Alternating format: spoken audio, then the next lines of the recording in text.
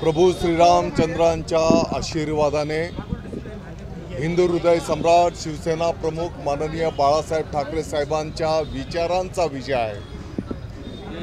आपण बघितलं असेल, आज माननीय विधानसभेचे अध्यक्ष महोदय राहुलजी नार्वेकर ते स्वतःही वकील आहेत आणि म्हणून अतिशय सविस्तर कायदा नियम घटना या सर्व गोष्टींचा विवेचन करून त्यांनी आज माननीय मुख्यमंत्री महोदय एकनाथजी शिंदे साहेबांच्या नेतृत्वाखालील शिवसेनेला कौल दिला आणि महाराष्ट्रातील तमाम शिवसैनिकांच्या मनामधला त्यांनी निर्णय केला। हिंदू हृदय सम्राट शिवसेना प्रमुख बाळासाहेब ठाकरे आणि म्हणून त्यांचे मी या ठिकाणी आभार व्यक्त करतो। त्यांनी आम्हाला न्याय दिला, वस्तुस्थितीला न्याय दिला, याबद्दल मी त्यांचा आभार व्यक्त करतो। उद्धव ठाकरेंना अधिकार नव्हता कोणाला पक्षातून काढण्याचा, असं निरीक्षण, महत्त्वपूर्ण निरीक्षण नोंदवलं। मला वाटतं की आपण सर्वजण सोबतच आता निकालपत्र त्याचं वाचन होत असताना आपण सर्वजण बघत होतो। 1999 मधील शिवसेनेची जी घटना आहे ती ग्राह्य धरत, कारण त्याच्या पुढच्या घटनेमध्ये जे काही बदल करण्यात आले ते कायद्यात नियमात बसत नाहीत, काही ठिकाणी सह्या पण नाहीत, अशी विविध निरीक्षणं त्यांनी त्या ठिकाणी नोंदवलेली आहेत। सविस्तर तर मला वाटतं की आपण जेव्हा हा सगळा अहवाल येईल त्यावेळेस आपण त्याच्यावर आणखी सविस्तर भाष्य करू शकतो, परंतु निकाल वाचन लाईव्ह आपण सगळ्यांनी बघितलेलं आहे। अतिशय सखोल निरीक्षण, घटना, नियम, कायदे, लोकशाही, संख्याबळ या सर्व गोष्टींचे सविस्तर विवेचन माननीय अध्यक्ष महोदयांनी त्या ठिकाणी नोंदवलेलं आहे। आणि माननीय मुख्यमंत्री महोदय एकनाथजी शिंदे साहेबांच्या नेतृत्वाखाली जो निर्णय केला गेला त्याच्यावर त्यांनी शिक्कामोर्तब त्या ठिकाणी केलेला आहे। त्याच्यामुळे आता शिवसेनेच्या संघटना वाढीला बळ मिळेल असं मला वाटतं। निश्चितपणे ज्या पद्धतीने एकनाथजी शिंदे साहेब रात्रंदिवस कष्ट करून महाराष्ट्राच्या विकासासाठी, त्याच्यासोबतच सामान्यातल्या सामान्य माणसाला न्याय मिळाला पाहिजे, सर्व समाजांना सोबत घेऊन या राज्याचं विकास संपन्न झाला पाहिजे, ह्या ज्या त्यांच्या भावना आहेत, तळागाळातल्या शेवटच्या माणसाचं म्हणणं ऐकून घेणं, त्याच्यासाठी अगदी रात्री 3-3, 4-4 वाजेपर्यंत नागरिकांना, सर्वसामान्य जनतेला वेळ देणं, जिथे काही सुखदुःखाचे विषय असतील तिथे जागेवर उपस्थित राहून स्वतःच्याही शरीराची काळजी न करता ते ज्या पद्धतीने योगदान देत आहेत, मला वाटतं की त्याच्यामध्ये आणखी मोठ्या प्रमाणात जनतेचे आशीर्वाद मिळतील आणि शिवसैनिक आणखी जोमाने आदित्य ठाकरे म्हणतायत की सर्व सेटिंग झालेलं आहे, अध्यक्षांकडून अजून काय अपेक्षा करतात? मला त्यांच्या बुद्धीची कीव करावीशी वाटते। मला वाटतं की लोकशाही प्रक्रियेमध्ये न्यायालय हा जो एक स्तंभ आहे त्याच्यावर भाष्य करणं किंवा माझ्या मनासारखं झालं तर मग ते बरोबर आहे, माझ्या मनाच्या विरोधात गेलं तर मग ते चुकीचं आहे, या गोष्टीला काय अर्थ नाही। ठाकरे गटाचे कार्यकर्ते काळे झेंडे दाखवतात मुंबईत किंवा इतर ठिकाणी, त्यांना तो अधिकार नाही।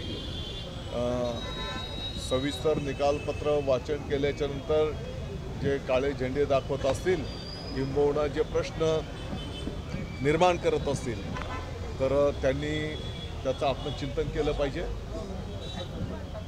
हा निकाल वाचत असताना अध्यक्षांनी असंही म्हटलंय, आता या सरकारला घटनाबाह्य म्हणता येणार नाही, परंतु दुसरीकडे निकाल लागता क्षणी दुसरीकडे घटनाबाह्य हा शब्द पुन्हा वापरून संजय राऊत असतील किंवा आदित्य ठाकरे असतील, आता हे जे तुम्ही नावं घेतात याचा आता लोकांना वीट आलेला आहे। दररोज सकाळी उठले की काही कामधंदे या लोकांना नाहीत, फक्त मीडियाच्या समोर येणार, चमकोगिरी करणार, अगदी जगाच्या पातळीवरचं मी नेता आहे असं मी भासवणार आणि मीच श्रेष्ठ आहे. त्यांच्यामुळे हे दिवस आले. खऱ्या अर्थाने जर बोलायला गेलो तर त्यांच्यामुळे शिवसेनेला हे दिवस आले. नारद मुनी म्हणजे आता ते ओरिजिनल देवता नारद मुनी नाही, पण आताच्या प्रक्रियेत आपण जे बोलतो ना नारद मुनी आहे. नाव संजय, कळ लाव्या नारद मुनी. नाव संजय म्हटलं, संजयला दूरदृष्टी होती. अहो याने कधी, मी आता थोड्या वेळापूर्वी पण बोललो, याने कधी कोणाचं रेशन कार्ड काढून दिलंय का गरीबाला? कधी कोणाला दवाखान्यात जाऊन मदत केली का? हां, याने कोणाच्या घरी सुखदुःखाचा प्रसंग घडला असेल तिकडे हे कधी गेले का? या आयत्या बिळावरचे नागोबा. हां, खरं म्हणजे आता बोलायला नको, परंतु एकेकाळी शिवसेना प्रमुखांच्या आशीर्वादाने सामना आणि पूर्वीचा मार्मिक साप्ताहिक इकडे त्यांना एक क्लर्क म्हणून ती संधी होती.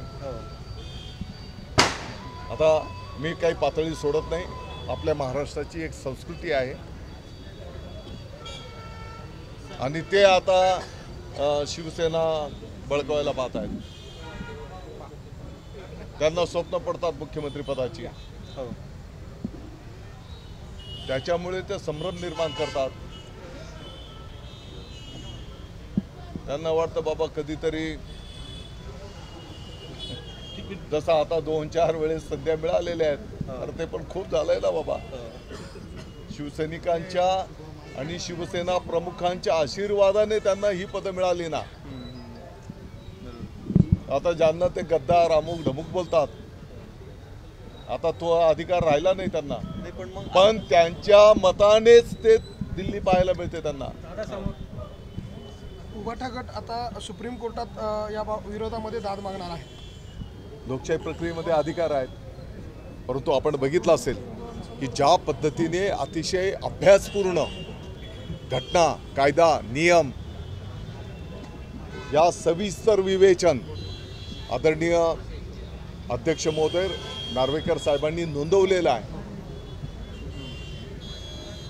पण आता जर पुन्हा एकदा ठाकरे गटाकडनं हे घटनाबाह्य सरकार आहे, बेकायदेशीर आहे असा उल्लेख केला तर आपली काय? चला आत्ताच्या घडीला तर आपण प्रभू श्रीरामचंद्राच्या नगरीमध्ये आहोत.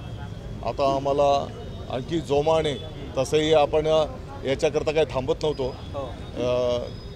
जे काही दैनंदिन कामकाज आहे, 12 तारखेला माननीय पंतप्रधान नरेंद्र मोदी साहेब नाशिकमध्ये येत आहेत, त्याच्या पूर्वतयारीसाठी आपण सगळेजण काम करतच होतो. आणखी जोमाने करू. या निकालानंतर आपण आपल्या सगळ्या कार्यकर्त्यांसोबत राम मंदिरात निश्चितपणे आता आम्ही 12 तारखेच्या नियोजनाच्या संदर्भात चर्चा करून काळाराम मंदिरामध्ये दर्शन, शेवटी हे त्यांच्या आशीर्वादाने चाललेलं आहे. प्रभू श्रीरामचंद्रांच्या आशीर्वादाने हे सगळं चाललेलं आहे आणि त्यांच्याच आशीर्वादाने शिवसेना प्रमुखांचं स्वप्न साकार होतं आहे आणि मग तिथे जाऊन दर्शन पण घेणार.